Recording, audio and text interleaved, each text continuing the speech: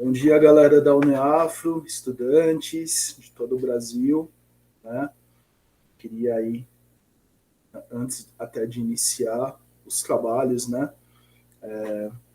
pedir desculpas, né, pela demora em simplesmente conseguir achar um formato adequado para vocês, né? Por isso que eu não publiquei o vídeo dentro do período devido. Né? Como eu nunca tinha gravado, né, para deixar simplesmente acessível para os estudantes, né, para as alunas e alunos, eu simplesmente acabei apanhando bastante, né, nesse momento inicial, mas assim, acho que vai dar certo, né? Estou gravando também num período do dia muita luminosidade, então acho que o vídeo vai ficar bom. Bem, quem sou eu, antes de qualquer coisa? Meu nome é professor Alec, eu sou professor de História, eu estou junto com a Diana e com o Eric, a gente está na frente de História do Brasil, tá? O que é que eu vou falar hoje com vocês? Eu vou falar justamente daquele período da história onde simplesmente você tem uma virada dentro da história do Brasil, né? E essa virada, em alguns aspectos, né? Não em todos, essa virada ela vai ser de certa maneira encabeçada pelo Getúlio Vargas. Então, a discussão que eu vou trazer, que eu vou fazer com vocês, ela traz justamente o Getúlio Vargas como um dos principais objetos dessa discussão. Tá? É um governo que, dentro dessa história do Brasil, ele acabou ganhando muita relevância e a gente vai ver o porquê disso já já agora, na verdade, né? Então deixa eu carregar aqui para vocês o slide, né? Vou tentar ser o mais breve possível, né? Porque simplesmente na minha primeira tentativa, pessoal, nossa, o vídeo ficou longuíssimo, longuíssimo. Eu perdi totalmente a noção do tempo, né? Acabei dando como se fosse uma aula mesmo, né? São conteúdos que, de certa maneira, exigem, né? De nós que trabalhamos alguns determinados cuidados, né? Em relação às situações que aparecem e tudo mais, né? Bom, vamos lá, né? Sem enrolação, bora para a aula. Está carregando aqui, né? Minha janela. Ótimo. Só ver se carregou bonitinho antes de iniciar. Beleza, está carregado. Bora lá então. Bom, turma, eu vou discutir com vocês, né, o primeiro governo Vargas. Ele é um governo que se iniciou, evidentemente, em 1930 e o Vargas ele vai ficar no poder por 15 anos, tá bom? Então, basicamente, para a gente poder falar do primeiro governo Vargas, antes a gente tem que falar bem rapidamente sobre qual era o contexto anterior ao governo Vargas, né? O que é que acabou levando Vargas ao poder. Isso é importante, isso cai em vestibular, tem que tomar cuidado, tem que ficar atento e atenta para não cair ali nas armadilhas que quem prepara a prova acaba jogando no caminho de vocês, tá bom? Eu não vou me deter muito em me aprofundar nas questões relativas aos antecedentes, né, ao período anterior, até porque isso foi muito bem feito pelo Eric, né? E, então eu não acho necessário falar de novo, né? Então pretendo ser bem preciso. Eu não vou me ater a detalhes tratando desses antecedentes, tá bom? Quais antecedentes seriam esses? Né? As revoltas, as rebeliões, as tentativas de revolução. Né? Eu costumo sempre dividir ela em, em movimentos operários, né? Justamente essa galera que trabalha nessa indústria nascente, né? Nasceu aí dentro do período da Primeira República, vai se fortalecendo, né? O surgimento dessa indústria acaba permitindo o surgimento de duas classes sociais novas, né? Que é justamente a burguesia e o operariado urbano. Né? Você já tinha lá um movimento industrializante anterior, ali no finalzinho do século XIX, segunda metade, né?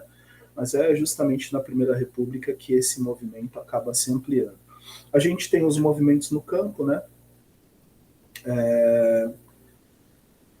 E aí a gente tem, né, tanto aqueles que simplesmente vão estar reunindo os pequenos camponeses, né, nas suas várias tentativas de luta, contra aqueles movimentos, né? Aí eu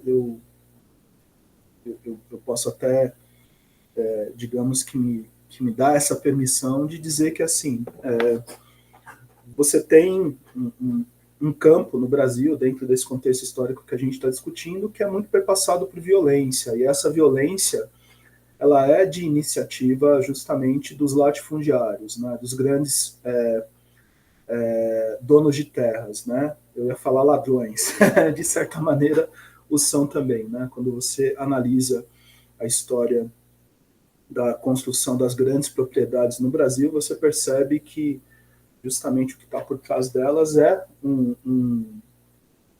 movimento de roubar mesmo, né? Ou terras pertencentes ao Estado, ou as terras pertencentes às populações nativas, né? Aos indígenas, ao povo originário, né? Ou às populações quilombolas, né? Então você tem todo esse movimento, né, que é justamente de tomar a terra das pessoas que simplesmente as ocupavam e passaram a viver nelas para concentrar.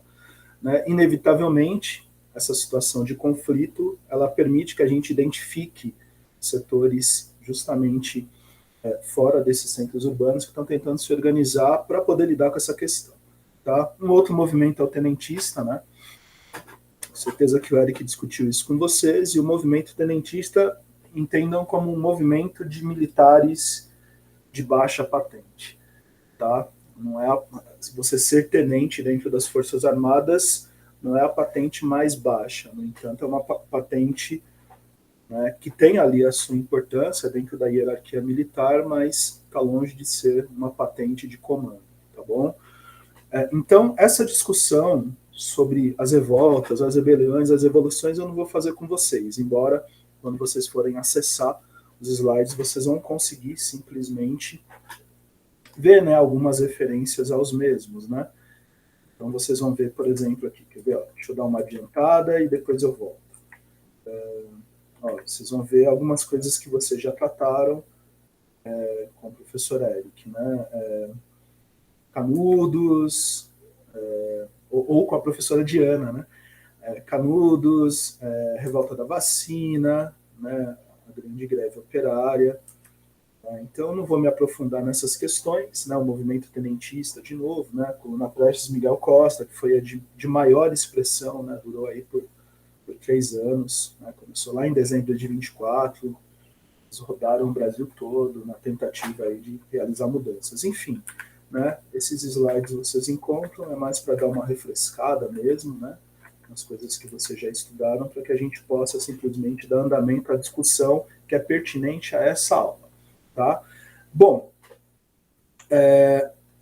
crise de 29, né? Aí vocês já vão ter que pensar em algo que foi trabalhado e discutido com vocês e que é exterior ao Brasil, mas, né, mesmo sendo exterior, por a gente estar tratando de uma questão que é econômica, e essa econômica, desculpa, e essa economia brasileira, né, estar interligada com outras economias mundiais, né, a economia é globalizada, né, quando você tem simplesmente a crise em um país que acaba sendo muito determinante dentro dessa lógica econômica, né, você acaba tendo um efeito em cadeia, ou efeito dominó. Né? Então, eu vou falar um pouco da crise de 29 com vocês, né, mas vai ser bem breve também. Né? E essa crise que começa nos Estados Unidos e vai acabar, né, causando aí um efeito dominó e arrastando várias outras economias globais para esse cenário de crise. Né? O Brasil vai sentir esses efeitos, isso vai ser muito determinante ali para a gente pensar justamente, deixa eu ligar meu laser aqui, né? Deixa um pouquinho aqui, Star Wars, né? Praticamente um Jedi. Ó, Isso vai ser importante nessa crise econômica para a gente poder entender os novos arranjos que vão acontecer ali no final da década de 20 e que vão acabar favorecendo esse cenário aqui de revolução, tá bom? Revolução ou golpe, a gente vai discutir isso também, tá? Bom, galera, desculpa, vou tomar uma aguinha aqui. Bom, tem algumas questões que são muito importantes para vocês entenderem aquilo que a gente vai discutir mais à frente, né? A primeira coisa importante, a gente poder lidar com essa questão de foi golpe ou revolução e não se enganar, né? Existe um debate sobre esses termos relacionados à grande virada, né, que vai ter na história do Brasil em 1930. Existem autores que tratam desse momento como revolução e outros autores que questionam, tá? De fato, vocês vão ver que é muito difícil, né, definir se foi um ou se foi outro, né? Por um lado, tem sim a questão do golpe, né? Você tem forças no Brasil que vão se organizar para simplesmente recusar o resultado das urnas de 1929, mas também tem um lado de revolução, tá bom? A grande importância para você também não cair nessa armadilha, né, é você pensar as evoluções que você já estudaram, né? Vamos pegar duas revoluções, a Revolução Francesa e depois a Revolução Russa, né? Essas duas evoluções, elas são chamadas de revoluções e não existe dúvida sobre o aspecto revolucionário delas. Por quê? Porque, de fato, elas promoveram profundas mudanças, né? Profundas mudanças na estrutura política que existia até então. Eles simplesmente destroem essa estrutura política e colocam uma coisa nova no lugar. Tá bom? Quando a gente fala da Revolução de 30, muito dessa estrutura foi mudada, né? No entanto, diferentemente daquilo que vai acontecer principalmente na Revolução Russa, pelo menos em um dado momento da história dessa revolução, você vai ter uma transformação que vai conseguir enraizar no topo da hierarquia de poder, né, um setor da sociedade que não é um setor da sociedade burguês. Ou seja, a Revolução Russa não vai colocar no topo do poder a elite, seja ela agrária, seja ela elite industrial, comercial. Assim, a Revolução Russa ela não coloca a burguesia no topo do poder, tá? Então, assim, ela derrota o absolutismo dentro do contexto russo, tá? E ela vai colocar no poder, isso principalmente depois da Revolução de Outubro, justamente um setor da sociedade que é o proletariado, tá? Então, assim, isso é revolução, né? Então, quando você olhar para esse momento da história, que os autores chamam de Revolução de 1930, mas alguns autores ou autoras questionam isso, né, e chamam de golpe, ou amenizam esses aspectos revolucionários, a gente tem esse elemento que é qual? O jogo político mudou. A estrutura do Estado vai mudar, mas a hierarquia social não vai mudar. Tá? Então a grande discussão aqui é qual? Né? Não foi revolução porque não houve uma grande mudança nas hierarquias sociais existentes dentro do Brasil. Tá bom? Não houve mudança. Tá? Digamos que quem era elite agrária continuou elite agrária, né? Continuou concentrando terras, continuou concentrando as riquezas através da exploração da mão de obra, e a burguesia, né? Industrial, comercial, a mesma coisa. Tá? Eles continuaram ricos, eles continuaram poderosos. Vai ter uma mudança dentro desse cenário de 1930, que vai ser uma mudança em qual elite que vai ser mais privilegiada nessa coisa de apitar a política nacional. Isso vai ser importante, a gente vai discutir em breve, tá bom? Então, assim,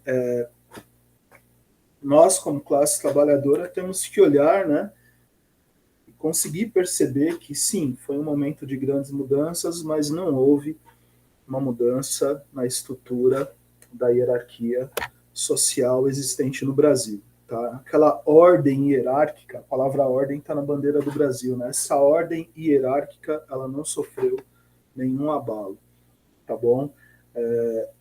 Só ali, em se tratando da elite, que a gente vai observar uma mudança, como eu já disse, já falamos em breve.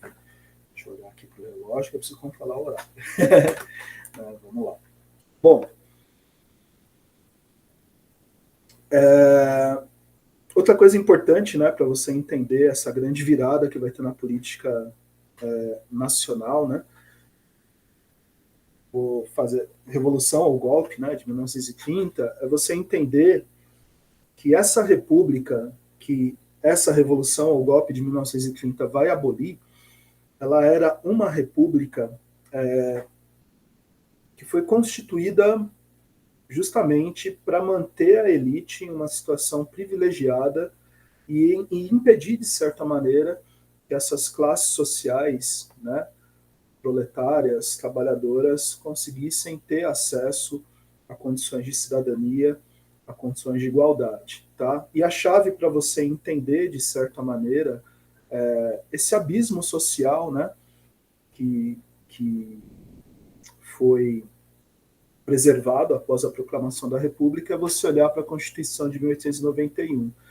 A Constituição de 1891, ela é criada, né? Ela simboliza esse novo momento da história do Brasil, que é a República.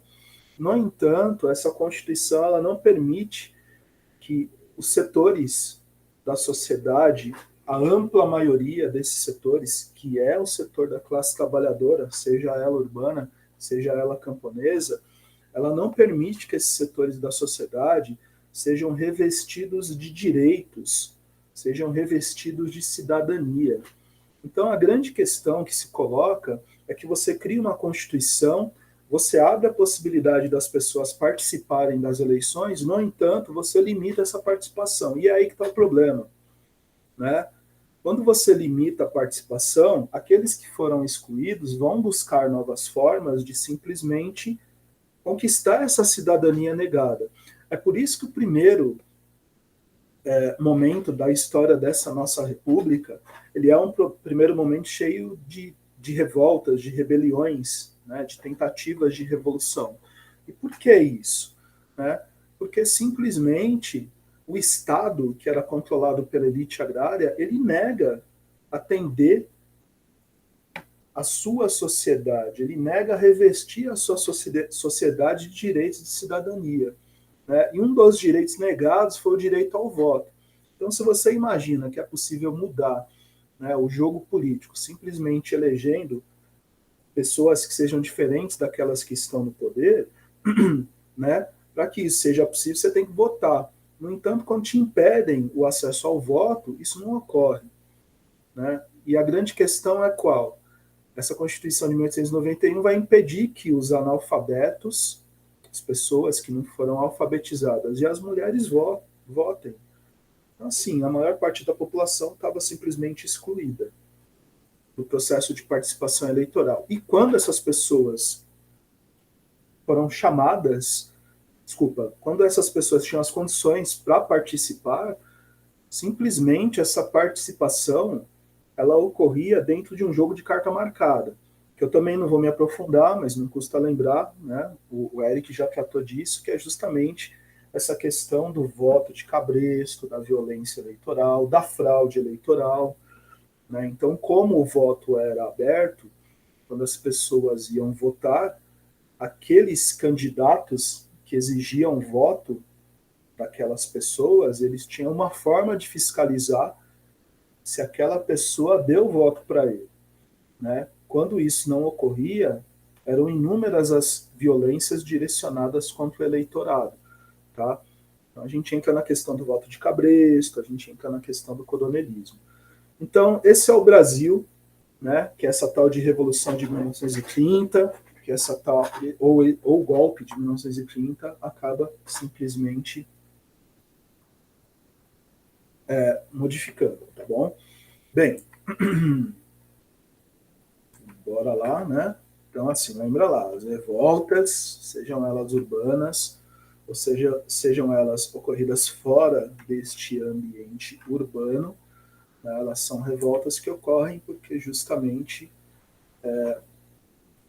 o Estado não revestiu as pessoas dos direitos básicos de cidadania. Então, aquilo que você não me dá por bem, eu vou lutar para conseguir, tá? Eu tenho uma frase que eu uso bastante, né? E a gente percebe isso quando a gente olha para as sociedades, né? Também para a sociedade brasileira.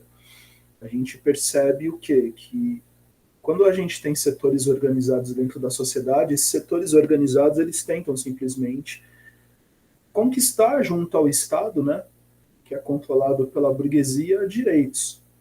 Né? Eles tentam abrir um canal de diálogo, os setores interessados, né, os setores sociais organizados. No entanto, esse Estado controlado pela burguesia ele tende a negar, né, dar cidadania, dar mais direitos às classes populares. E por uma questão de simplesmente calcularem que quando eles fazem, né, esse movimento que é o de revestir de direitos, de dar direitos às camadas populares, eles simplesmente perdem poder.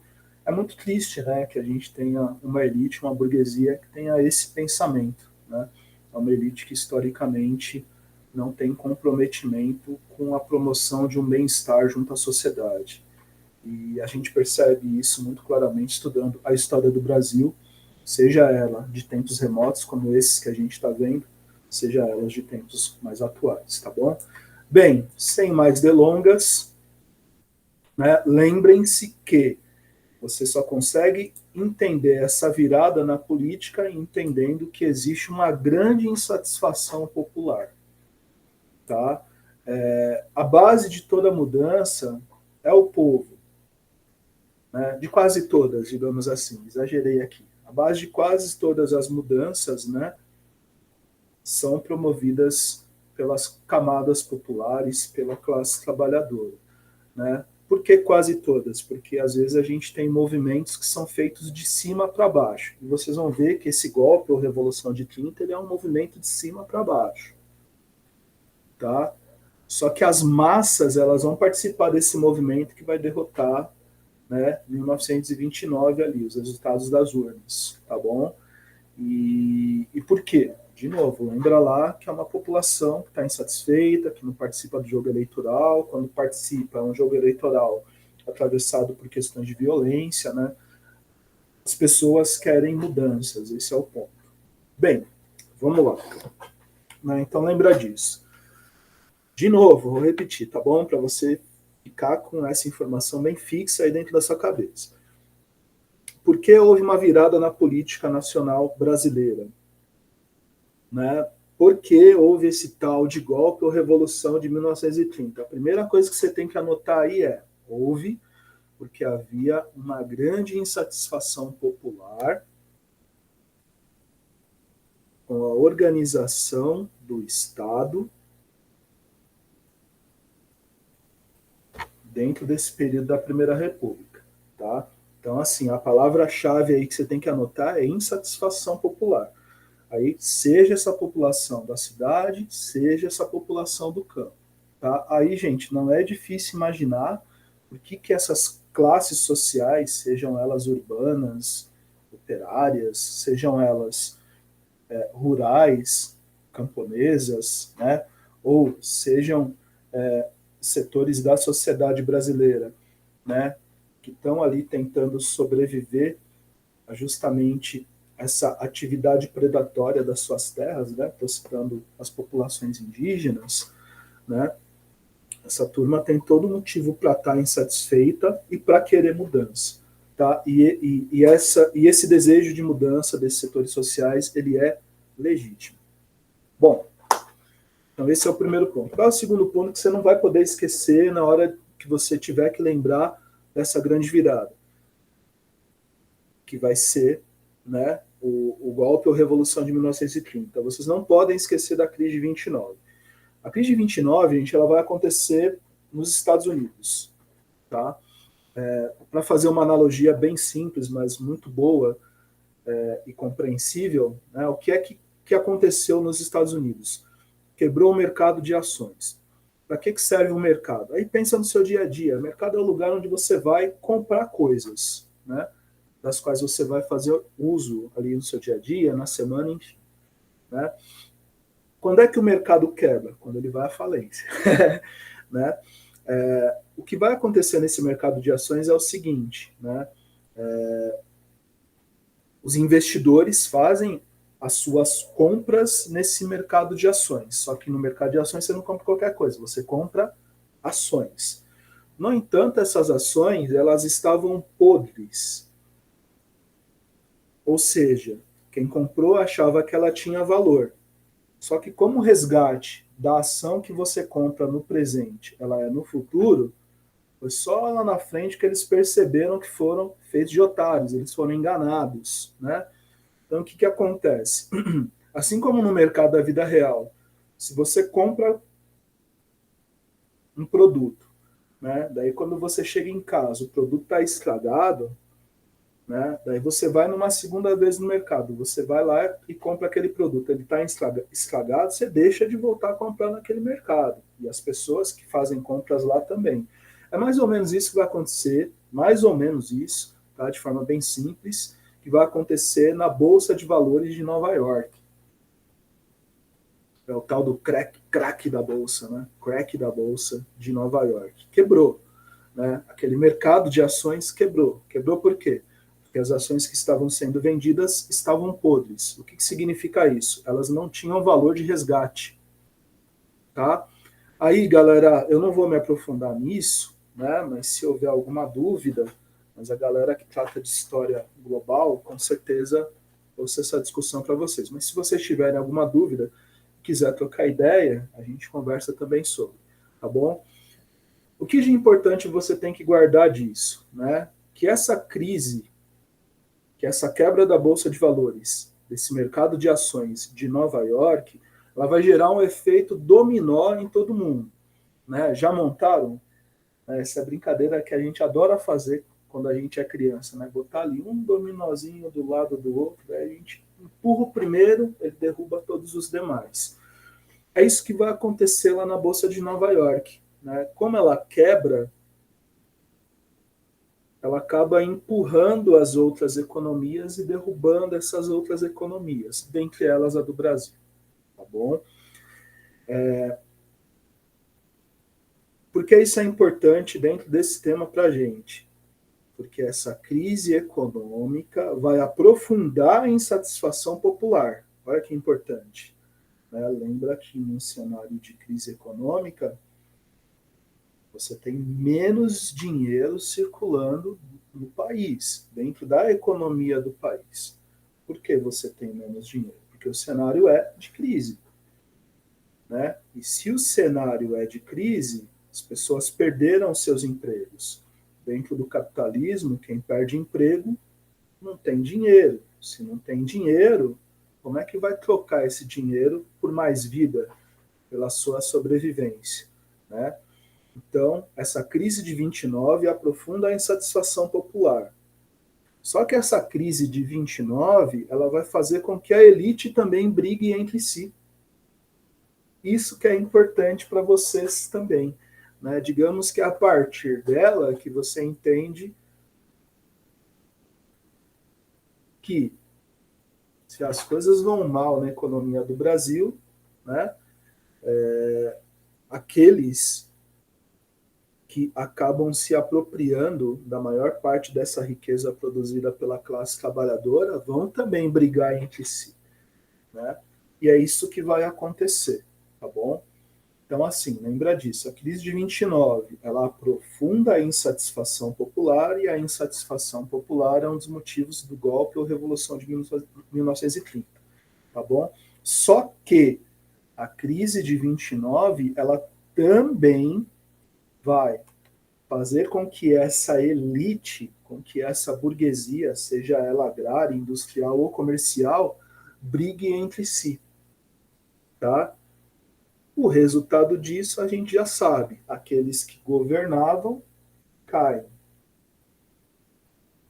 e surge um novo poder dentro do Brasil, tá bom? Vamos lá. Por que eu trouxe a fala do Antônio Carlos de Andrada, governador de Minas Gerais. Né? Ele vai dizer essa fala aqui, lá no ano de 1929. Passamos a revolução antes que o povo faça. A fala dele mostra muita coisa para a gente. Primeira coisa, a insatisfação da população é gigantesca. Tá? Essa é a primeira coisa que você tem que tirar dessa frase. Segunda coisa importante, a elite brasileira, seja ela agrária, seja ela burguesa, essa elite, ela não quer que ocorra essa mudança. Tá? Isso é histórico. Isso está na história do Brasil até hoje, tá bom?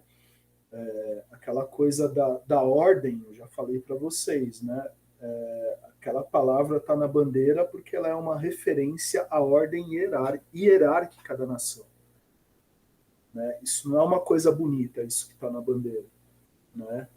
Quem criou esse símbolo nacional foi justamente a elite agrária, e ela colocou aquilo na bandeira para falar, olha, tipo, mantenham a ordem hierárquica e a gente leva vocês aí para o progresso. Né? Eles só não explicaram para a galera que o progresso era deles, não era um progresso que seria estendido para todas as pessoas da sociedade, tá bom?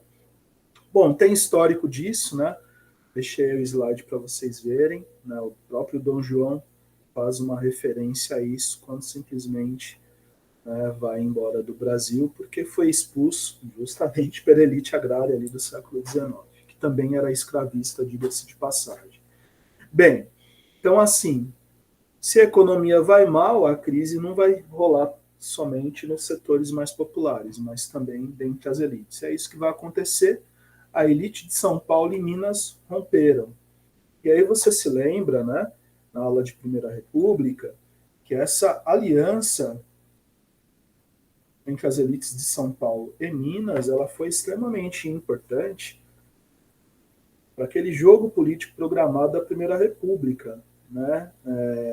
Essas elites, ao invés de disputarem os cargos, né, seja no poder executivo ou no poder legislativo, ao invés de elas disputarem os cargos, né, para o executivo, principalmente, para a presidência, elas decidiram fechar um acordo e revezar os presidentes no poder, uma hora de São Paulo, outra hora de Minas, tá bom? Essa aliança, ela quebrou, né, por causa de São Paulo. São Paulo, ao invés de lançar um presidente mineiro, vai lançar um presidente que é nascido no Rio de Janeiro, mas é ligado às elites de São Paulo, que é o Júlio Prestes, tá bom? O Júlio Prestes simplesmente vence essa eleição contra o Getúlio Vargas, que está numa aliança que é contrária a justamente essa elite paulista que está organizada dentro do Partido Republicano Paulista, tá bom? E essa aliança liberal, ela vai ter as elites agrárias, né, as oligarquias de outros estados, inclusive a de Minas. E é engraçado, né, que uma parte do PRP, quando simplesmente o PRP lança Júlio Prestes, né, como candidato, uma parte do PRP acha errado e entra na aliança liberal, tá bom? Aí você tem do Rio Grande do Sul, né, a de Paraíba, de São Paulo e Minas como as mais expressivas, né? Inclusive o Getúlio Vargas é do Rio Grande do Sul, tá bom? Então, assim, o que foi esse golpe ou Revolução de 1930, né? Ela é o resultado da insatisfação popular e da insatisfação das elites, seja por conta do cenário econômico, né, que é de crise de 29, lembra lá, seja pelo cenário de crise política mesmo. Tá? As eleições no Brasil, dentro da Primeira República, elas eram eleições com cartas marcadas. Tá? Não havia seriedade dentro daquele processo eleitoral. Então, o que acontece? Quando o Júlio Prestes vence o pleito, né, ele derrota o Getúlio Vargas, imediatamente, né, o resultado daquele processo eleitoral ele é rejeitado, e alega-se o quê? Fraude. A questão é que naquela época podia se alegar isso, né? Porque o voto era aberto, né? Havia o voto de cabresto, né? Você trocava voto por cesta básica, né? Havia lá toda uma questão de violência eleitoral, né? Você não tinha nenhuma justiça eleitoral para fiscalizar o processo eleitoral no Brasil. Olha que loucura. Então, a coisa acontecia de uma forma bem desordenada, assim, né? Quando a gente compara com a forma como é organizado hoje. Bom, para piorar a situação, depois da eleição, aquele que era o vice do Getúlio Vargas foi assassinado. Quando ele foi assassinado, né, digamos que a Aliança Liberal ela vai trabalhar isso de forma a conseguir gerar uma comoção em todo o país, né, em torno do projeto que eles pretendem implantar no Brasil. E aí que está o ponto, né? O Vargas, as elites fazendeiras, elas não têm o poder de fato, elas controlam o poder de fato, né? É aí que aquele movimento tenentista vai encontrar ali uma identidade entre aquilo que essas elites do Rio Grande do Sul, Paraíba, São Paulo e Minas querem e aquilo que eles, tenentes militares, desejam, tá? Então, após o assassinato do João Pessoa, que inclusive depois vai dar nome lá para a capital, né, da Paraíba, após o assassinato do João Pessoa, o que vai acontecer? Você vai ter uma conspiração entre essas elites agrárias, né, e os militares, tá bom? Bom, vamos lá, deixa eu ver o que mais aqui. Deixa eu só ver o tempo aqui, turma. Beleza. Tá, vamos lá. Tem que acelerar, Alec. Bom, aqui tem a data bonitinha, né? Dia 3 de outubro, foi dado andamento à Revolução de 30. É importante lembrar que, na ocasião, ninguém vai chamar de golpe, né? Eles vão chamar esse movimento que está pretendendo derrotar justamente essa estrutura de Estado que vigorou no Brasil por tanto tempo, né? Onde o poder era exercido exclusivamente pela elite agrária, com destaque para as elites de São Paulo e Minas, né, que eram as mais ricas. Esse arranjo político ele vai ser quebrado, né? E com isso novas forças sociais acabam ganhando destaque à frente do Estado. Não custa lembrar, né, que essa questão de militares se envolverem na política brasileira, ela é antiga. Não se esqueçam que a monarquia, né, aquela coisa horrorosa, né, aquele governo monárquico, escravista, né, ele foi derrubado pelos militares. Né? Dentro da Primeira República, a gente tem episódio de grande conflito também, com setores de alta patente das Forças Armadas. Hermes da Fonseca, por exemplo, foi um presidente, ele era de origem militar. Né? A Revolução de 30, ela demarca também isso. Né? Ela demarca que, olha, os militares, né, desde a proclamação da República, na verdade, desde antes, né, que eles começaram a se fortalecer ali a partir da Guerra do Paraguai, mas aí está o ponto, a partir da Guerra do Paraguai, as Forças Armadas vão apitar a política nacional. Tá? Elas vão interferir na política nacional e elas vão exercer o poder político também. Isso é muito complicado até hoje dentro da história do Brasil. Tá? Tanto que o governo atual que nós estamos aí testemunhando, né, ele é um governo sobretudo militar, Você tem setores das Forças Armadas dentro desse governo, e são militares de alta patente, né? A última, no caso, são generais. Que coisa, né? Bom, vamos lá. Então, deu certo, né? A conspiração entre as elites agrárias e os militares, eles derrubaram o Júlio Prestes e tudo aquilo, né, que representava a República do Café com Leite vai começar a ser desmontado por iniciativas do Getúlio Vargas, tá bom? O governo do Getúlio Vargas, pessoal, ele é dividido em 3 momentos, tá?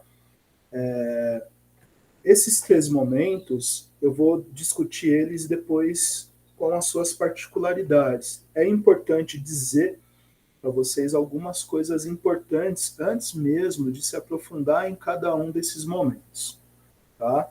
Então, assim, aqui tem uma descrição do que é golpe de Estado ou revolução, depois dá uma olhada, né? Uma descrição bem simples, só para você sobreviver a esse momento do vestibular, tá? É uma simplicidade que é importante para vocês, mas um aprofundamento vocês conseguem realizar depois desse momento, sem dúvida nenhuma, tá? Eu vou pular, né, para ganhar mais tempo, mas está lá, depois dá uma lida. Bom, quais são as coisas importantes que a gente tem que discutir antes de entrar na descrição de cada um dos momentos históricos, né? Governo provisório, constitucional. Opa, escrevi errado aqui, vou ter que mudar. Ditatorial. Não, tá certo, ditatorial. Opa, dislexia. Vamos lá. O que vocês têm que entender de qualquer coisa? Primeira coisa importante, Getúlio Vargas é centralizador. Ou seja, ele está concentrando as decisões políticas nas suas mãos. É como se eu falasse assim, turma, vou concentrar todas as canetas de vocês. Para eu concentrar todas as canetas de vocês, eu tenho que tirar as canetas de vocês. O Vargas não está tirando a caneta de ninguém, ele está tirando o poder político. Né? Então, para concentrar poder político, ele precisa tirar poder político. E aí que está o ponto. Ele está tirando de quem? Das elites agrárias regionais. Ou oligarquias, que é uma das palavras que aparece lá. Tá? Por quê? Porque o jogo político da Primeira República ele foi muito marcado por essa questão que é a dos poderes locais, dos poderes regionais. Por isso que a gente fala de coronelismo, por isso que a gente fala de curral eleitoral. Ou seja, dentro do Estado, era ali uma minoria esmagadora que mandava na política local. E essa galera se perpetuava no poder. Né? Eles elegiam a família toda, né? Fosse para os cargos de grande expressão, governador, que eles chamavam naquela época de presidente do Estado, fosse para o de prefeito, fosse vereador ou deputado, eles elegiam a família toda, tá? É muito louco, e aí eu tenho certeza que alguns de vocês devem estar pensando, professor, mas é assim até hoje. Pois é. Infelizmente, essa característica da política a gente não conseguiu mudar. Além da gente ainda não ter conseguido mudar uma coisa muito trágica, que é qual? Né? A classe trabalhadora vota na elite. Né? Por que essas famílias se perpetuaram no poder? Porque a classe trabalhadora continua votando na elite. Né? Aí não tem saída mesmo. Então você, assim, seu ancestral votou no avô, aí seu pai votou no pai do cara e você está votando no filho. E aquelas famílias se perpetuam na política. Complicadíssimo isso, tá? Até hoje. Bom, o que ele vai fazer também para concentrar poder político? Então lembra lá, está tirando o poder político de quem tem poder político, concentrando nas suas mãos. Outra coisa importante que ele vai fazer, ele vai fechar o poder legislativo, gente. Ou seja, não tem mais deputado, não tem mais vereador. Toda decisão agora será tomada pelo Getúlio Vargas. Tá? Se toda decisão vai ser tomada por Getúlio Vargas, digamos que ele está concentrando o poder legislativo também. Tá? Turma, ó, assim, quando você fecha as casas legislativas, isso pode ser considerado uma medida ditatorial. Tá? É por isso que essa questão, de novo, da revolução ela é muito amenizada. Tá? Por que o Vargas está fazendo isso? Quando o Vargas fecha as assembleias e as câmaras de vereadores, o que ele está fazendo é rejeitar o resultado das urnas no poder legislativo. Tá? Ah, professor, e por que ele pode fazer isso? Porque o exército está com ele. Tá? E é aí que está o ponto, gente. Quando a gente fala em exercício do poder da violência, né, lembrar um pouco Max Weber, sociologia, né, o monopólio do exercício da violência, ele pertence ao Estado. Se o Vargas era o Estado, quem controla as Forças Armadas é o Vargas. Quem é que pode contra isso? É essa questão que está sendo posta. Bom, o Vargas, quando ele rejeita o resultado das urnas em 1929, ele está também rejeitando os governadores, que eles chamavam de presidente, né, antes de 30. Vou chamar de governadores, né, porque fica mais compreensível para vocês. Né, o Vargas também vai falar, olha, o resultado dessas eleições para o governo dos estados também está anulada. E o que o Vargas vai fazer? Vai botar militares no lugar dos governadores. Então ele tira os governadores e bota os militares. Está botando gente da sua confiança, gente que pensa como ele, para que essas pessoas chefiem o Estado. Olha que coisa louca, né? De novo, mais um movimento de centralização política. Outra coisa importante que ele faz, ele extingue a Guarda Nacional. Apesar da Guarda Nacional ter o nome nacional, ela era o braço armado das elites locais. Né? A Guarda Nacional, quando ela é criada lá no século XIX, dentro do período regencial, uma guarda que foi criada para perseguir preto, para perseguir pobre, para perseguir indígena. Né? Eles criaram uma Guarda Nacional para perseguir e exterminar esses grupos dentro da sociedade brasileira, quando eles, evidentemente, por conta daquelas questões horrorosas, né, que existiam no século XIX, pobreza, escravidão, né, uma exploração bem aguda, né, as pessoas, como eu já disse para vocês, elas tendem a gritar, a se rebelar. Então você cria a Guarda Nacional para conter essas revoltas, essas rebeliões, essas tentativas de revolução. O Vargas extingue. Ah, que bom então que ele extinguiu, né, professor? Bom, na verdade o que o Vargas está pensando é no quê? Eu vou extinguir a Guarda Nacional porque ela é o braço armado das elites regionais. Vargas não quer nenhuma força militar que concorra com eles. Na prática, gente, essa Guarda Nacional é como se fosse uma milícia particular das elites estaduais, tá bom? É isso, na prática. Não por acaso eles eram chamados de coronéis, né? Coronel é uma patente militar. Esses coronéis, eles eram chefes dessa Guarda Nacional. Né? E para ser chefe da Guarda Nacional lá em 19, você tinha necessariamente que ser dono de terra. E ser dono de terra no Brasil naquela época significava ser branco, ser grande proprietário, ser latifundiário. Olha só que coisa, né? Aí você entende, né? Porque as forças de segurança do Brasil até hoje elas são contaminadas por práticas que nos lembram coisas muito arcaicas feitas no passado, né? Tem há uns anos atrás um comandante, né, empossado pelo Geraldo Alckmin, quando ele era governador do estado de São Paulo. Nossa, era o Alckmin ou o Dória? Bom, não me lembro agora, mas enfim, era um governador do PSDB. Ele simplesmente empossa, né, à frente da rota um comandante, o comandante dá uma entrevista e ele diz desse jeito aqui, ó, a maneira como a gente aborda em Paraisópolis é um bairro de periferia aqui em São Paulo, né, uma comunidade, uma favela, né, daí ele fala assim, ó, a maneira como a gente aborda em Paraisópolis é diferente da maneira como a gente aborda nos Jardins, né? Paraisópolis, bairro de gente pobre, trabalhadora, Jardins, bairro da elite. Né? E olha que coisa absurda, né?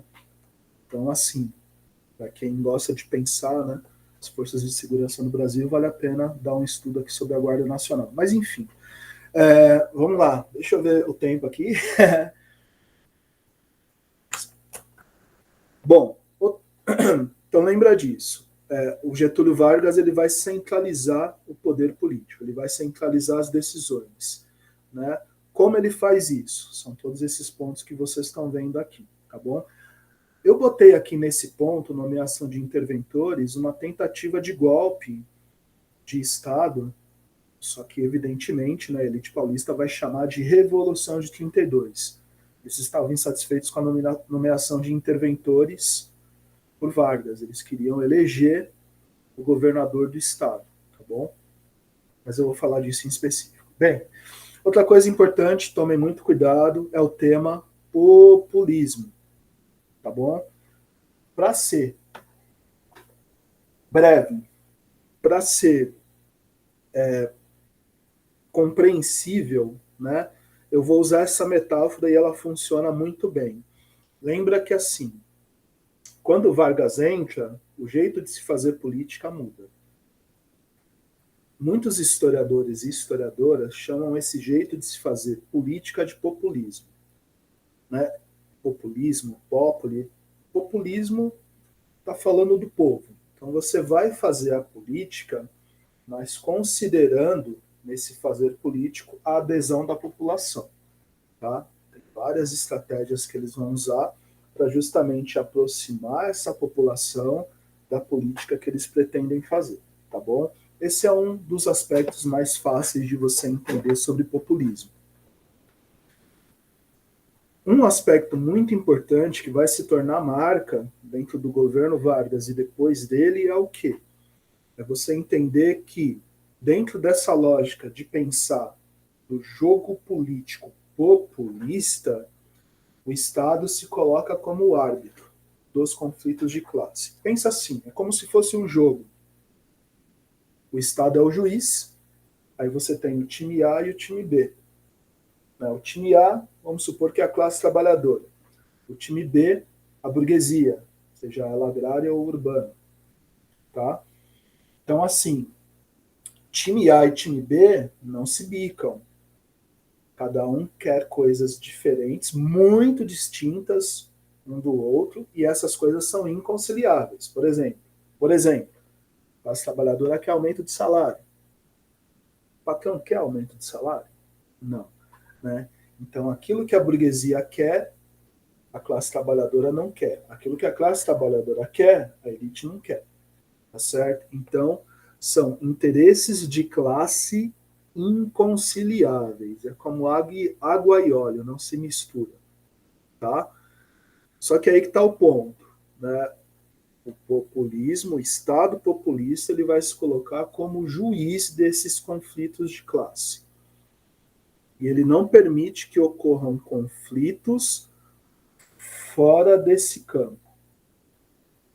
Fora desse campo que é o próprio Estado.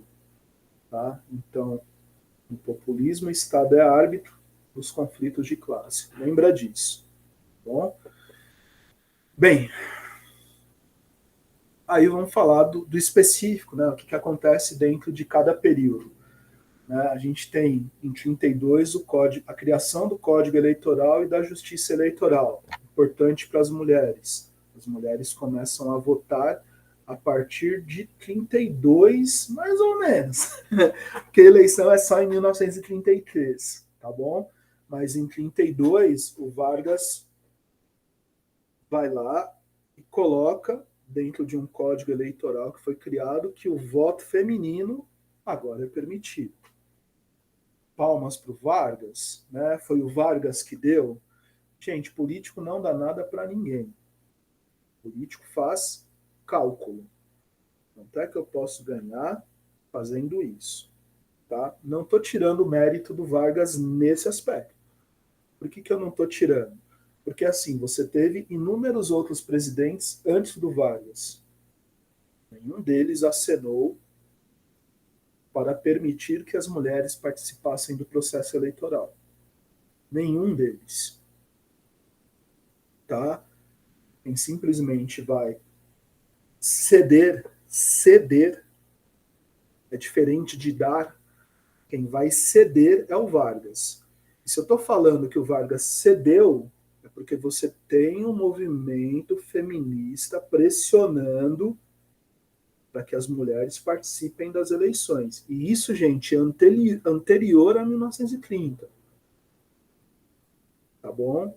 E anterior, né, já na Primeira República, você tem movimento feminista. Né? As mulheres organizadas para que elas possam participar das eleições fazendo manifestações, tá bom? De novo, o político não dá nada, o político faz cálculo. Né? Quanto é que eu posso ganhar cedendo? É aí que está o ponto. Tá? É melhor um político que ceda do que um que não ceda? Sem dúvida nenhuma. Né? Porque o contrário disso, né, é justamente você dizer o não e direcionar violência contra aqueles que reivindicam direitos básicos. Né? Olha que coisa louca. Teve que ter muita briga para que isso ocorresse. Né? Bom, é também dentro do governo provisório que se cria lá o Ministério da Educação e Saúde Pública, tá bom? O Ministério do Trabalho, Indústria e Comércio. Tá? Então, é muito interessante você olhar para cá, porque você vê que existem uma série de iniciativas do governo Vargas que não existiam antes dele, né? E que era um desejo de inúmeras dessas forças sociais que ajudaram, inclusive, né, a se derrotar ali aquela República Velha, tá bom?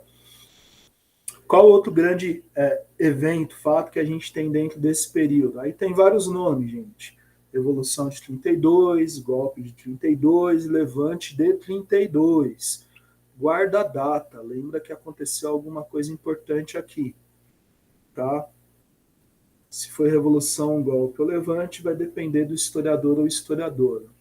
Lembrem-se que não existe consenso sobre isso, tá? Mas a gente cai naquela discussão anterior, né? Não existe revolução promovida pela elite, né? Eles não mudam a estrutura econômica e social, então não existe revolução. Acabou. Né? A gente pode até discutir isso depois se vocês desejarem. Mas vamos lá. Né? A elite agrária e política de São Paulo estava insatisfeita com o quê? O Vargas, né, para poder concentrar poder, ele vai anular o resultado das urnas em 1929, vai tirar os governadores eleitos e vai nomear os interventores.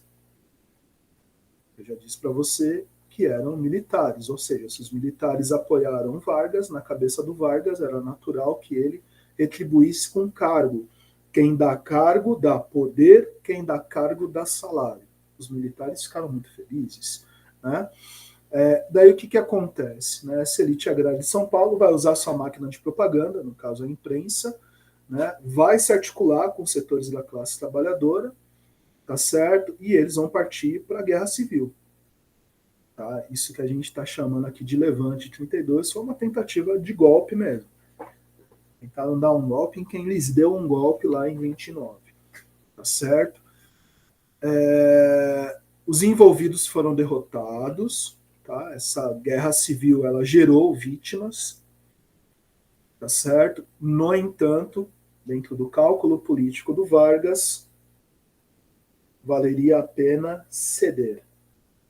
Então, assim, Vargas pensou, vou ceder, deixa eles elegerem deixa que eles elejam os governadores, tá?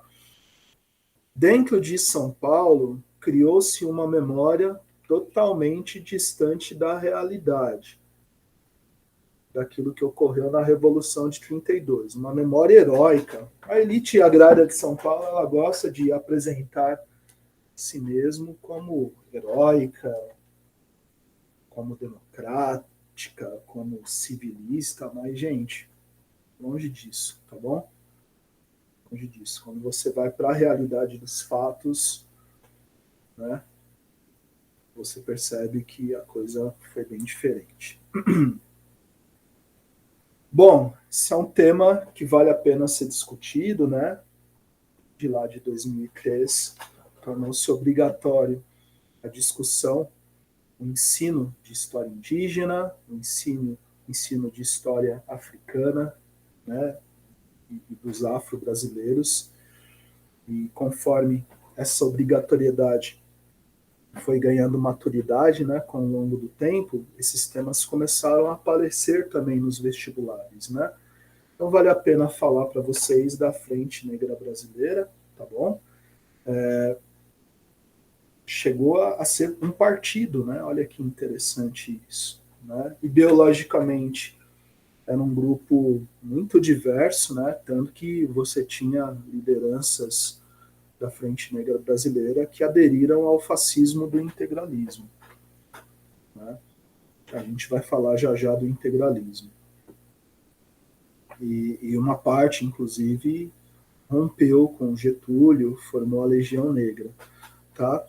E é interessante citar, né, a Frente Negra porque ela mostra o que para a gente? Que, olha, né, existe dentro do Brasil, muito antes do momento histórico o qual nós estamos vivendo, tentativas de organização ou mesmo organização de grupos que estão pensando a questão da população preta no Brasil, tá?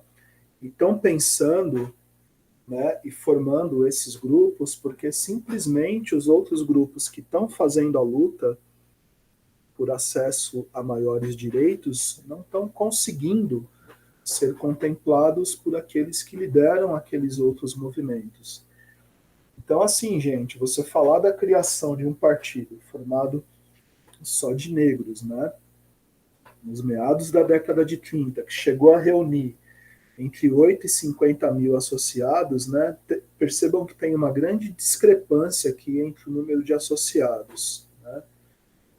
Eu acredito que provavelmente seja um número intermediário a isso. De qualquer forma, é muita gente. De qualquer forma, se você pensar que existem filiais espalhadas pelo Brasil, né, é uma organização muito bem estruturada, né? Ainda mais em épocas, né, numa época onde não existiam as facilidades de comunicação que nós temos hoje, né, internet, WhatsApp, era muito mais difícil você articular e dar funcionamento para essas instituições na década de 30, né? Então, guarda isso, tá? Vale uma leitura, é possível achar artigo sobre isso, né? Criaram um jornal, inclusive, chamado Voz da Raça. Percebam aqui, né, que embora houvesse uma diversidade dentro do grupo ideológica, né, eles vão estar muito abraçados ali no momento dessa história com o fascismo integralista, né? Tanto que Deus, Pátria e Família é um lema desses fascistas brasileiros, né? A única diferença aqui é o acréscimo raça, certo? Bom, Revolução de 30 já falei, né? Integralismo, né, que vocês já tiveram uma noção aí, disse para vocês que é um grupo fascista. É importante não se enganar com o fascismo, tá bom? O fascismo não é uma coisa positiva, não é uma coisa boa, nunca foi em lugar nenhum, né? Só pegar as experiências ocorridas dentro do contexto europeu, Itália com Mussolini, Espanha com Francisco Franco, Portugal com Salazar, Alemanha com Hitler, tá bom? E qual era o programa defendido pelos integralistas? Era o mesmo programa dos fascistas, né? Estado ditatorial, unipartidarismo, ultranacionalismo, antiliberalismo, antidemocracia, censura, perseguição e extermínio de opositores políticos, né? Então você não admite simplesmente conviver com seu adversário político. E ao não admitir essa convivência, você simplesmente propõe a eliminação do seu opositor. Isso é terrível, né? E supremacia racial branca. Dentro do programa do integralista, né, essa questão ela teve que ser amenizada, da supremacia racial. Né? Porque quando a gente fala do Brasil, a gente fala de um país onde a maioria da população é necessariamente preta, né, negra, ou simplesmente, vou usar o termo que o IBGE usa, mas eu não gosto do termo, mas enfim, eles usam pardo, né? Mas assim, o pardo, dentro da minha concepção, também é preto, mas enfim. Mas a maioria da população brasileira, quando a gente olha para justamente essa questão da cor da pele, ou ela é preta ou ela é parda. Né? Enfim, né? Os integralistas eles tiveram que simplesmente lidar com essa questão da cor. Só que aí que está o ponto. Permitir o ingresso na instituição não significava dar a essas pessoas o cargo de liderança, tá bom? Então, assim, eu aceito você como rebanho, mas eu não aceito você como líder, tá? Então, lembra, isso daqui é o fracasso da humanidade, certo? A gente vai ver depois, né, que eles tentaram dar um golpe de Estado em 1938, ficou conhecido como Intentona Integralista, tá bom? O grupo que se criou em 32. Também tinha uma publicação, né? Lembra que era um Brasil que não tinha internet. Então, como é que esse tipo de ideologia circulava? Publicação impressa, revista ou jornal, rádio, né? Quando porventura você tinha ali um ou outro integrante, né? Fazendo parte ali de alguma grade de programação, de alguma rádio, né? E só.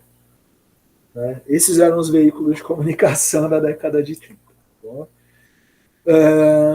Infelizmente, né, o integralismo não é morto dentro da prática política contemporânea, né? Então, vocês acham, infelizmente, notícias sobre o tema, né? Como no caso aí do ex-ministro das Relações Exteriores, que termina ali sua reunião de posse ali, fazendo a saudação dos integralistas, né? Que inclusive dava um nome para a revista. O mesmo presidente, né? Que usa ali no final do seu ofício justamente o slogan dos integralistas: Deus, pátria, família. Tá? Infelizmente, a gente tem uma política ainda contaminada por, por pessoas que são de tendência ideológica fascista, logo extremista. Bom, voltando aqui para esse momento da história, né, a gente tem um outro momento, né? Então, quando você sai do governo provisório, você entra no governo constitucional. Então, você vai ter eleições sendo realizadas em 1933, tá? Essas eleições vão eleger a Assembleia Constituinte, né? E essa Assembleia Constituinte, ela vai ser importante para redigir a Constituição de 34. Tá? Então, tudo aquilo que tinha sido decidido antes de 34 vai ser incorporado na Constituição de 34. Então, lembra lá do Código Eleitoral, que foi criado em 32, instituiu o voto secreto, sufrágio universal, a mulher pode votar, mas excluía os analfabetos. Então, aquele Código Eleitoral foi incorporado à Constituição, tá bom? Bom, o que mais que a gente tem aqui, né? Liberdade de culto e religião é outro elemento que aparece em 34. Isso é muito importante, viu, gente? Isso não é banal. E é uma liberdade de culto e religião, vou até dar uma pulada aqui, que vai se estender para as religiões de matriz africana. Tá? Então, assim, candomblé, umbanda, vai poder funcionar sem que um agente do Estado vá lá e destrua o templo, destrua o terreiro. Olha que importante isso, né? Lembrando, esse governo está cedendo porque tem gente pressionando, tá? Houve uma pressão por parte, justamente, né,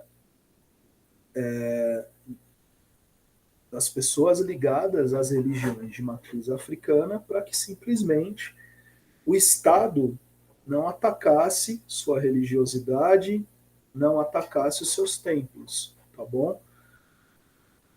Gente, é importantíssimo entender o que é aqui. Isso não significa que a violência às pessoas de religião de matriz africana, né? Isso não significa que essa violência acabou, tá bom? Não se engane, tá? Mas está lá na lei. Você não pode mais fechar esse tipo de culto. Se você não pode mais fechar, significa o quê? Que se alguém for lá e atacar, as pessoas que são ligadas àquele terreiro, elas podem simplesmente acionar o Estado para serem reparadas, tá? Aí é outra questão, se elas foram reparadas ou não, tá? Por quê? Porque não adianta a gente se iludir também, né?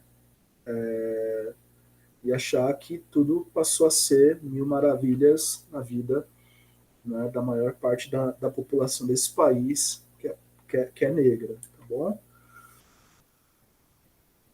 Capoeira também, né? A capoeira ela passa a ser considerada esporte em 1937, não é uma coisa banal. Antes as rodas de capoeira elas também eram atacadas pela polícia e os praticantes eram presos. Tá? Olha só que Brasil, né? Olha só como o racismo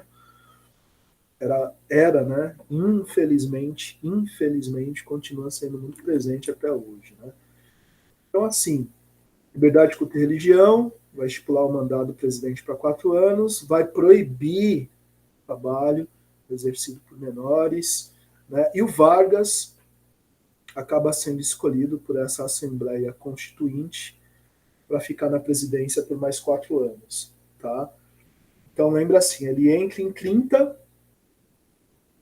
34, elege-se a Assembleia, cria-se a Constituição, só que você não tem eleição para presidente. Eleição estendida para toda a sociedade. O Vargas foi escolhido pela Assembleia, tá bom? Feminino, né?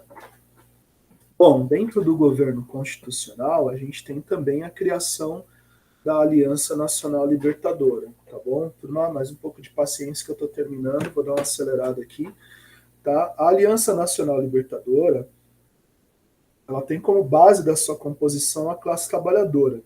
Isso difere ela da ação integralista brasileira, que é fascista, né? Quem é que vai patrocinar a existência dos grupos fascistas pelo mundo e no Brasil? A burguesia, seja ela agrária, seja ela industrial, tá bom? Ou comercial. É a burguesia. Quando a gente fala da ANL, né, não é a burguesia que está patrocinando a criação e o funcionamento. Quem está simplesmente dando energia para que isso funcione é a classe trabalhadora. Tá? Ideologicamente, essa galera era de esquerda, né, socialista, comunista, anarquista ou progressista. Tá? Apesar de eu não gostar muito do uso dessa palavra, mas enfim, né, acho que deu para vocês entenderem. Qual que era o programa da ANL? Né? Nacionalização das empresas estrangeiras, então aquilo que é privado é nacionalizado, torna-se parte, né, da estrutura produtiva do país. Cancelamento da dívida externa, o que é muito interessante, né, porque quando se estuda essa dívida externa, percebe-se que a maior parte dessa dívida foi feita por empresas privadas, por setores privados da sociedade brasileira, da economia brasileira. Combate ao latifúndio, né? Então você tem a proposta da reforma agrária. Então, assim, existe um entendimento dentro da ANL de que a grandiosa propriedade ela é um dos elementos que simplesmente causam as grandes desigualdades existentes no país e o combate ao imperialismo. Então, já dentro da década de 30, a ANL está trazendo para discutir dentro da organização o grande mal que é o imperialismo, né? Aí, galera, vale também olhar lá para aquela discussão que vocês tiveram em História Global, beleza? Né? Quem é alvo desse ódio da ANL? Os Estados Unidos, né? Os países europeus, que agem de forma imperialista dentro das relações que acabam estabelecendo com o Brasil. Ou seja, dentro dessa relação imperialista, né, a classe trabalhadora brasileira acaba saindo prejudicada. E na visão da ANL, isso não é correto. Bom, eu deixei um texto aqui para vocês lerem, né, do grande líder da ANL, Luiz Carlos Prestes, tenentista. Ele está naquela foto do movimento tenentista que vocês vão achar dentro desse slide, tá? Só que olha que interessante como isso ajuda a gente a pensar esse exército que está mudando a política nacional. Dentro da década de 30, alguns foram para a direita e se aliaram com as elites. Outros transitaram para a esquerda e assimilaram as bandeiras da esquerda. O Luiz Carlos Prestes, ele é um exemplo disso, tá bom? Bom, Vargas era para ficar até 1938, lembra lá, vou até voltar aqui, ó. Vargas era para ficar até 38, né? Ó. 34 aprovou a Constituição, mandato de 4 anos, Vargas fica até 38. No entanto, olha só o que vai acontecer, né? No ano de 35, a ANL tenta fazer a revolução no Brasil, transformar essas bandeiras aqui, esse programa, em algo concreto. Não deu certo. Né? Os quartéis que se levantaram contra Vargas não foram em quantidade suficiente para poder simplesmente fazer uma revolução. Tá? Bom, todos os envolvidos foram presos, né? Foi um momento muito dramático. Quando chega em 37, o Vargas já começa a perceber sinais de desgaste da sua imagem política. E ele começa a perceber que o cenário não está propício para que ele continue no poder. O que ele vai fazer então? Ele vai se reunir com os setores do exército que o apoiam, né? Dentre eles o integralista. Olha que coisa louca isso que eu estou dizendo para vocês. Um militar fascista. E esse militar que vocês estão vendo aqui, ele não foi qualquer militar dentro da história do Brasil. Olímpio de Mourão, gente, ele vai ser a mesma pessoa que vai liderar o golpe de Estado em 1964. E ele era fascista. Que loucura isso, né? Bom, enfim, daria para falar de um bocado de coisas, né? Mas não vou pegar esse atalho, senão vou acabar me alongando um pouco mais. Né? Mas também, se tiver dúvida, troca a ideia com o povo.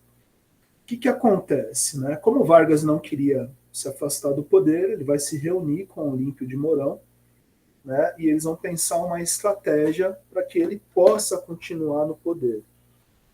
Bom, o que o Olímpio de Mourão vai criar? Ele simplesmente vai criar uma fake news. Ele cria dentro do seu gabinete uma carta. E qual é o teor dessa carta? Os comunistas querem dar um golpe de Estado, assassinar lideranças políticas, assassinar artistas e outras pessoas dentro da nossa sociedade. Essa carta que o Mourão acaba sendo um dos responsáveis, né, pela sua redação, ela vai ser jogada na mídia impressa. Os jornais publicam isso como se fosse a última notícia. Isso é divulgado, é espalhado como se fosse uma verdade, né? ninguém sabia que era uma farsa, que era uma invenção, né? Teve gente que percebeu, né, gente da mídia, inclusive, né, que aquilo era uma farsa, que aquilo era uma estratégia, pensaram, né, para que o Vargas ficasse por mais tempo no poder. Enfim, né, venceu de novo aquilo que o governador de Minas Gerais disse, né, façamos a revolução antes que o povo a faça. Então, esse Vargas, no seu medo de sair do poder, com a sua imagem política desgastada, né, ele coopera com essa fake news e, sob o pretexto de que o Brasil está à beira de uma revolução comunista, o Exército, as Forças Armadas lideradas por Olímpio de Mourão e o Getúlio Vargas dão um golpe de Estado. Obviamente, eles não vão chamar de golpe, né? né? E nem vão chamar esse novo período histórico de ditadura. Eles vão dar um nome bonito. Porque nenhuma ditadura se apresenta para a sociedade como ditadura. Tá? Eles vão chamar de Estado Novo. Então toma cuidado, gente. Né? Para não cair em armadilha em questão de prova. Estado Novo é a fase ditatorial do governo Vargas. Bom? Foi um golpe de Estado dado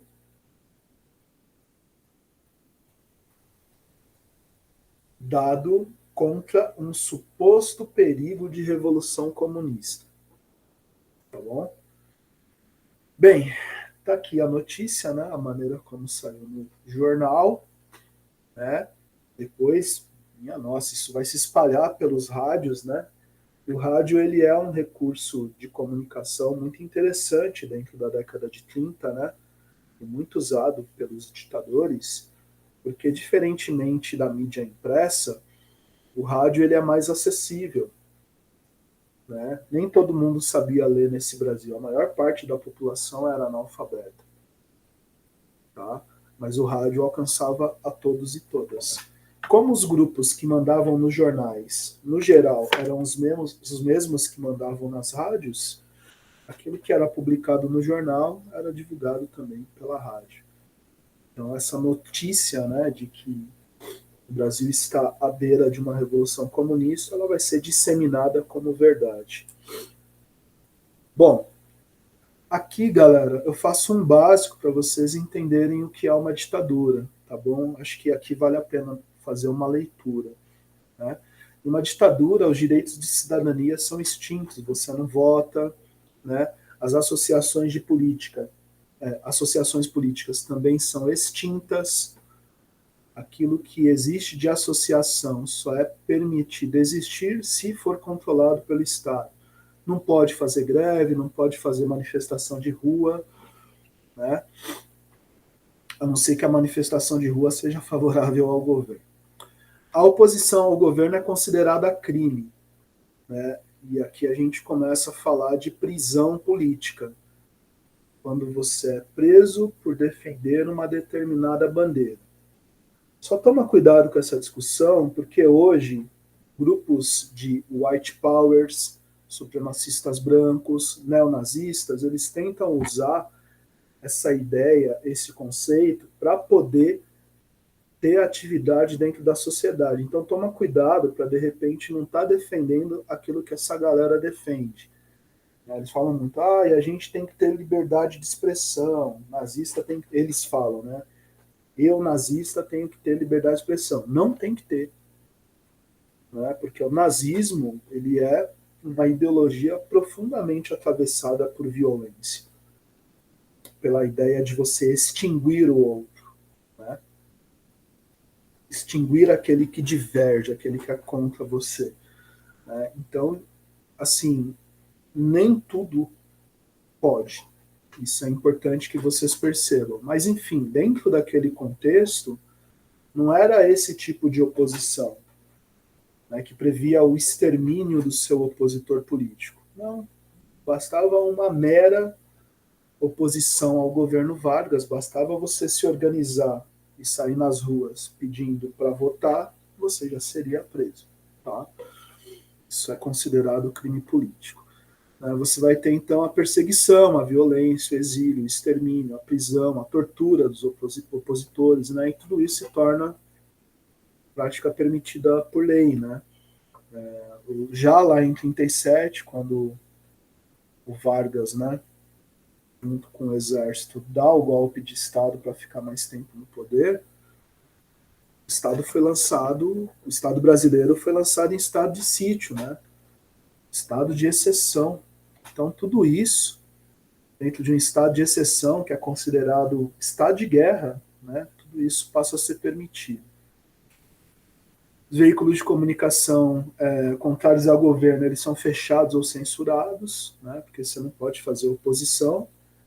Então, você vai lá e fecha, e quando você funciona, o governo bota um censor dentro do jornal, dentro da rádio, para ficar fiscalizando aquilo que você escreve ou fala.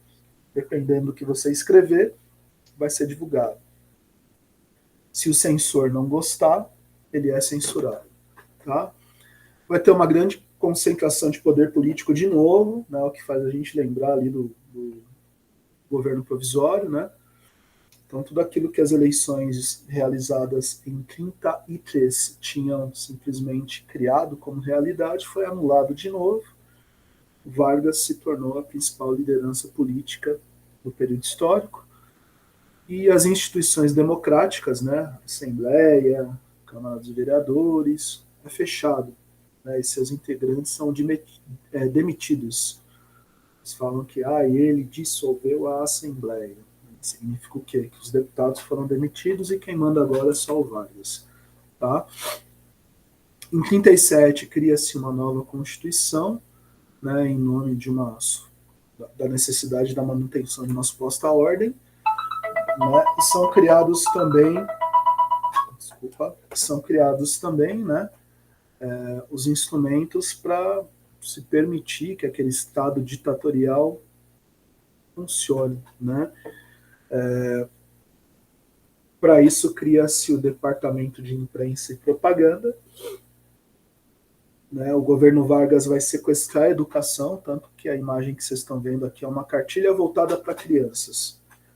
Né? Então, você vai simplesmente informar a essas crianças que o Getúlio Vargas ele é o pai do pobre, né?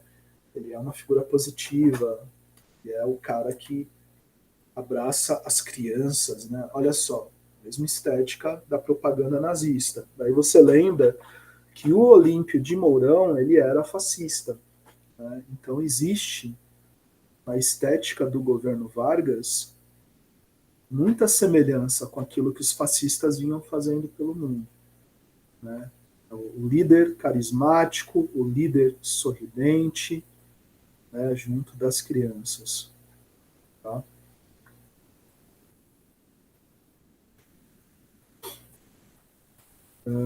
Tá. O Departamento de Imprensa e Propaganda ele era justamente o responsável pela censura, viu, gente? Ou seja, só pode informação positiva do governo, informação negativa não pode. Né? Qual é o objetivo disso? Inventar. Né? Construir uma imagem de que o líder, Getúlio Vargas, ele é infalível, ele não erra jamais. Ele é uma figura sagrada na Terra. Deus no céu e Getúlio na Terra. Era mais ou menos essa a ideia. Tem um livro que eu gosto muito aqui, que trata desse tema, chama-se A Sacralização da Política. Se tiver a oportunidade, corre atrás. Belíssimo livro aí. Deixa eu ver aqui. Tá. O que acontece no Estado Novo, né? Além disso que eu já falei para vocês, toma cuidado, aparece bastante coisa de Estado Novo em avaliação, tá bom?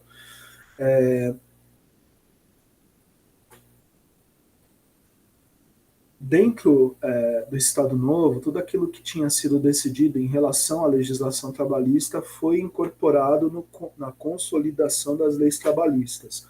A famosa CLT, que foi extinta quando simplesmente se aprovou recentemente no Congresso a nova CLT, dentro do governo do Michel Temer.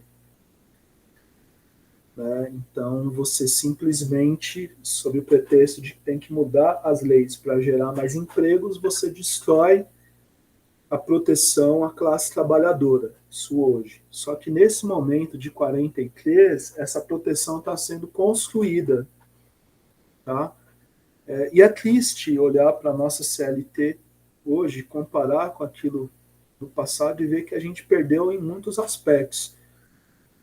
A gente ganhou coisas interessantes, né, ali dentro da década de 90, né, que vai agregar a essa CLT, né, que vai ser ali aprovada dentro do governo Vargas, mas a gente perdeu muita coisa importante, mas muita mesmo, com essa reforma trabalhista que mais deveria se chamar projeto de demolição das leis de proteção ao trabalhador.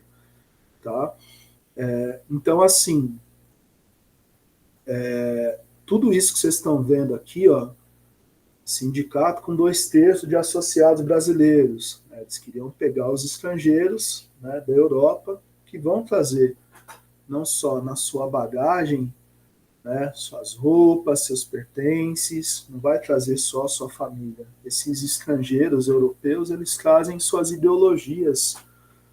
Né? Então, não dá para pensar na origem do socialismo, do comunismo, no anarquismo, sem pensar também na chegada desses europeus. Essas ideologias, né, elas já, já tinham sido identificadas, inclusive no século XIX, né? Foi assim um produto trazido pelos estrangeiros, né? Mas assim é inegável a importância, né, desses estrangeiros anarquistas, socialistas e comunistas, inclusive na organização das primeiras greves, dos grupos feministas e por aí vai, tá? Coisas que estavam na Constituição de 34, jornada de 8 horas, férias remuneradas, descanso semanal, proibição do trabalho de menores, licença maternidade para as mulheres, né? Tudo isso foi incorporado na CLT. De novo, Vargas deu? Não, Vargas cedeu. Se ele cedeu é porque havia uma pressão. E havia mesmo, tá bom? Aqui, esse tema é muito forte, né? Digamos que essa CLT, ela lembra muito a Carta del Lavoro, que foi implantada na Itália fascista em 1926, tá? Por isso, muitos historiadores e historiadoras, quando eles pensam o Estado Novo, eles pensam ele também a partir de uma perspectiva fascista, né? A própria Constituição de 37, deixa eu ver se ela está aqui, não botei aqui, eu não botei aqui. Tá? A própria Constituição de 37, gente, deixa eu voltar aqui, ela vai ser chamada de apolaca, né? Quem nasce na Polônia, a galera pensa, polonesa, né? Era costume chamar os nascidos na Polônia de polacas, as mulheres, no caso, né? Polacas. Então, a Constituição de 37, ela lembra muito a Constituição da Polônia fascista, tá? Polônia que foi invadida pelo Hitler, né? Enfim, vamos lá. Continuando aqui nossa discussão, né? Não foi, o Hitler não invadiu em 37, tá? Ele vai invadir em 39, tá? Mas a Constituição fascista da Polônia, ela é anterior à invasão. Bem, como é que fica a economia, né? Esse é outro tema que aparece bastante, né? Como que é a economia praticada dentro do governo Vargas? Em primeiro lugar, gente, o Vargas não abriu mão do campo. Tá? Ele tira o poder político dessa elite agrária, mas ele não abre mão da atividade realizada nos latifúndios. Né? Ele não abre mão da monocultura do café, vai ser a principal atividade econômica, né? Que vai trazer riqueza aí para essa minoria, que é a elite do Brasil, e, de certo modo, traz alguma riqueza aí, algum poder de investimento para o país, né, para o Estado, para a federação. No entanto, mesmo não abrindo mão do campo, o objetivo do Vargas é industrializar o Brasil. Então, assim, o Vargas é muito lembrado justamente por essa iniciativa de investir na indústria. E isso é importante para vocês e não se esqueçam, tá? E ele vai criar, aí que está a diferença, as condições necessárias para que essa indústria se desenvolva. Então, lembra lá, que em 1930 a sociedade está insatisfeita, gente das camadas populares e uma elite nova, que é justamente a burguesia industrial. Essa burguesia industrial ela vai ser uma das bases de apoio do governo Vargas durante todo esse período de 15 anos, que vai de 30 a 45. Então, o Vargas vai fazer o quê? Né? Em troca desse apoio, né, ele vai simplesmente fazer as concessões. Aí não foi doído para ele, né? Porque dentro da mentalidade e cabeça dele, né, a ideia de desenvolver a indústria no Brasil era justamente tornar o Brasil uma potência dentro desse ramo de atividade em escala global. Né? Claro que para fazer isso ele ia ter que tretar com os Estados Unidos. Né? Tretou pra caramba, depois a gente fala disso quando a gente for falar do próximo momento histórico. Mas para poder encerrar aqui, né? É isso, galera. Então você tem a participação do Brasil dentro do contexto da Segunda Guerra Mundial, né?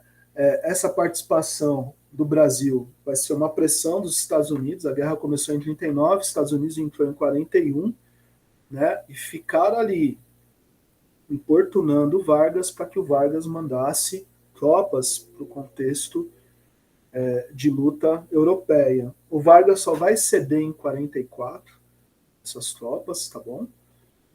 De forma massiva. E justamente em 44, essa participação ela foi trocada por capital. Então, digamos que o Vargas vai conseguir dos Estados Unidos capital para investir numa indústria que é fundamental para que todos os outros ramos de indústria existam. E que o Vargas vai investir? Indústria de base. E é lembrado por isso. Indústria de base.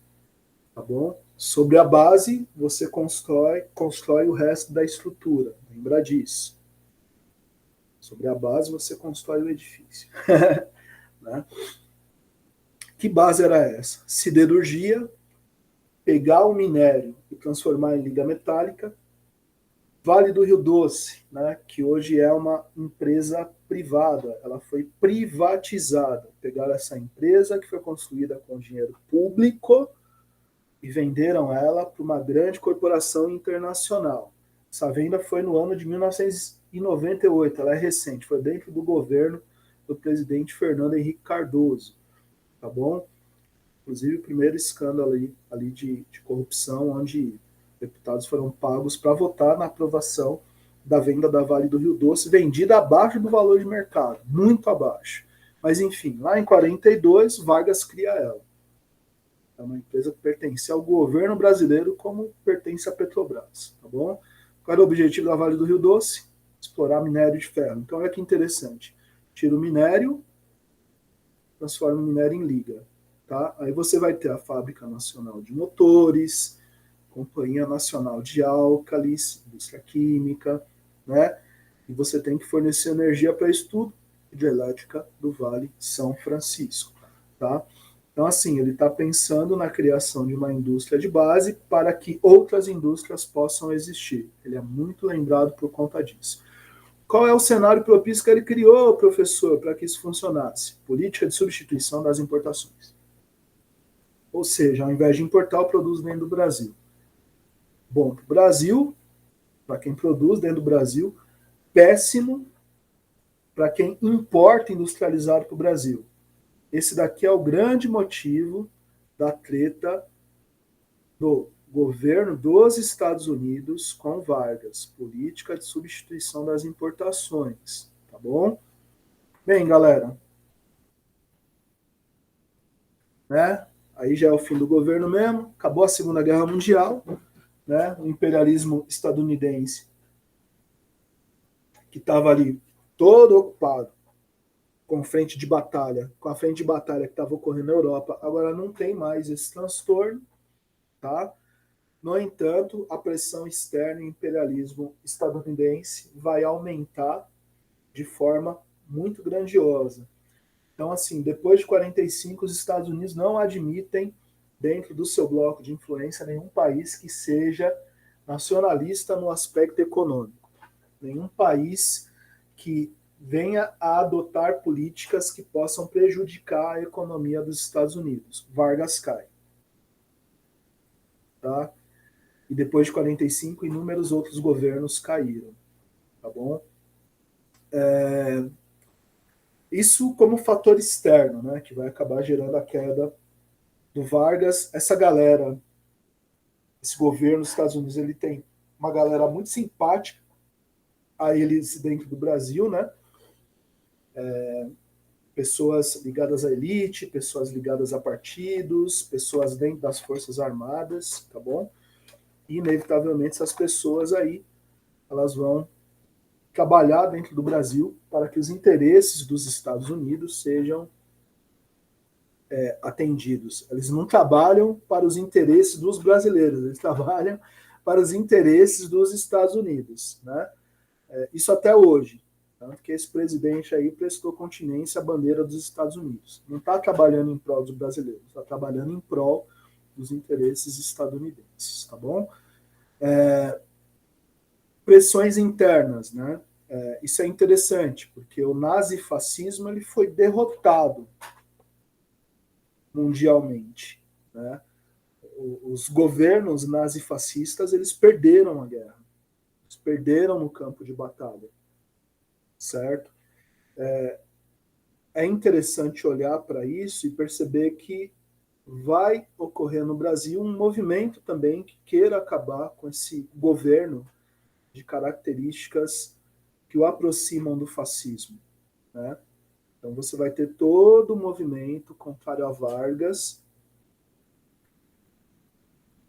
justamente para que haja uma abertura democrática, né? O Vargas percebe isso, e ao invés de deixar que ocorra uma ruptura direta, né, onde ele não tenha o controle da transição, ele parte para a transição democrática. Né? Então, para não ser escorraçado, para não ser chutado do poder, ele vai trabalhar com a ideia de transição democrática, tá bom? Nessa transição democrática, né, o que é que vai acontecer de importante? Ele vai dar anistia política, né, para aqueles que foram considerados criminosos, né, por conta das suas atividades políticas contrárias a Vargas, vai anunciar as eleições gerais em fevereiro, mas elas só seriam realizadas em dezembro de 45. Vai convocar a Assembleia Constituinte no final de 45, aquela que tinha sido eleita, né? Lembra? Tinha sido eleita lá em 33, assumiu em 34, mais em 37 levou um golpe de Estado.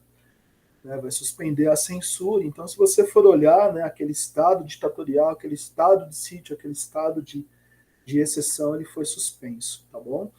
E ele vai permitir o retorno dos partidos. Opa, gente, desculpa. Deu ruim. Opa, nossa, deu muito ruim.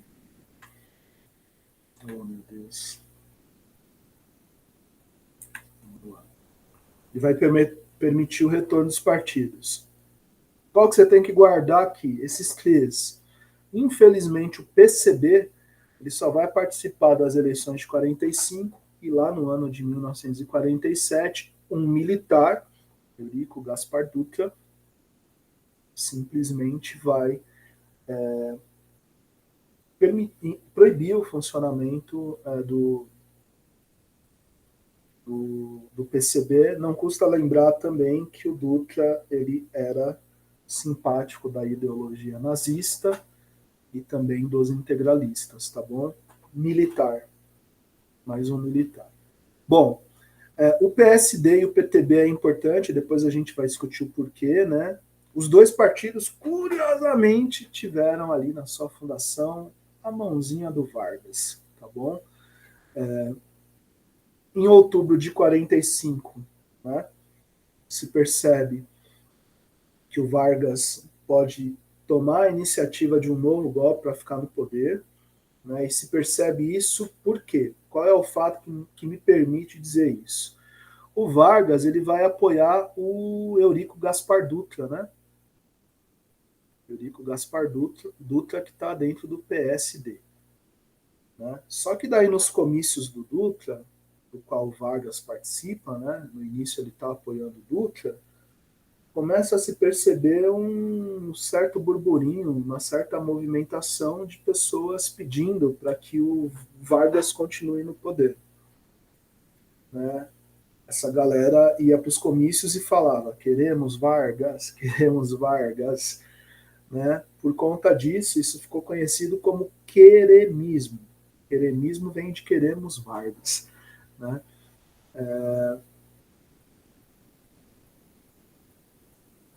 Evidentemente, quem não queria que o Vargas continuasse no poder ficou chateado com isso e, para evitar, né,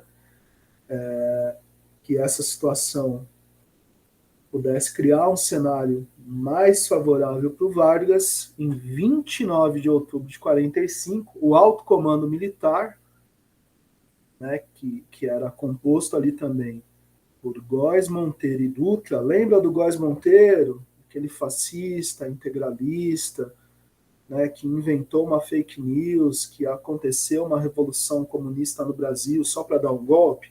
Então, ele vai chutar o Vargas junto com o Dutra, que também era militar, do poder. Né? E daí quem vai assumir, nesse curto período,